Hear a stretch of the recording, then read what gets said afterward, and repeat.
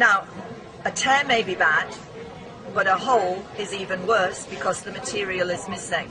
I'm just going to cut a hole here, which could be a cigarette burn in a suiting. It might be a moth hole in a sweater. We're going to be able to fix this quite easily for you. First of all, you're going to trim a little piece of a hem or a seam somewhere, or you can pull a few threads out.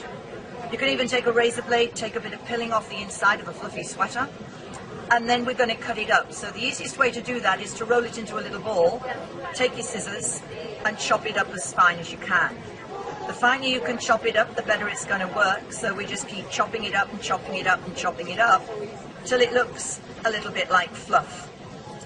Mix it with a little bit of the bonding powder and just take enough of it to fill in the hole.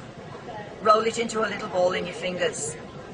Working on the wrong side of the fabric, place it into the hole and press it down firmly. Add a little bit more of your bonding powder and a little patch to cover it over. Now we recommend lightweight cotton because the lighter weight the patch, the less noticeable it will be on the right side. And again, I'm using a different coloured patch so it's clear what I'm doing. Blow away any of the excess, cover with this pressing sheet, and then it allows you to work with your high temperature iron even on a woolen garment or anything more delicate. You need a couple of seconds on the wrong side, then turn it through to the right side and a couple of seconds there as well. Just leave it to settle and cool before you wash it or wear it, send it to the cleaners, whatever you actually want to do there. You saw me cut the hole, now the hole has disappeared.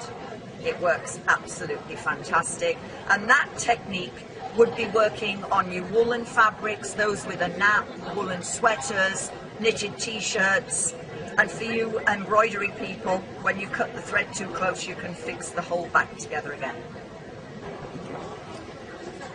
Now if we have a hole in a pattern fabric or a flat fabric, the chopping up method like I did on the wool is not suitable. Here what we need to do is replace the pattern that is actually missing. So we need to cut a piece out that is slightly bigger than what is missing, and then we can actually piece it in. So again, we can just, if we can't get to the wrong side, if you're working on a quilt or a comforter or anything like that, we can actually put the patch through the tear and fuse it all from the right side. So all we would recommend that you do is you just dampen the area and sprinkle the powder that is actually going to fit underneath this area here. Now when I did this silk jacket, I used a piece of fabric that I actually found off the shoulder pad that matched in with the pattern. So I was able to actually do that technique, but because I could get to the wrong side, it was easier to put the patch on here over the hole. And then when we look at it, the patch is showing through the hole and we have it fixed in with the pattern. So it is very difficult because, number one, it doesn't change the feel of the silk, it stays soft and flexible, and it's difficult to see where we've patched it.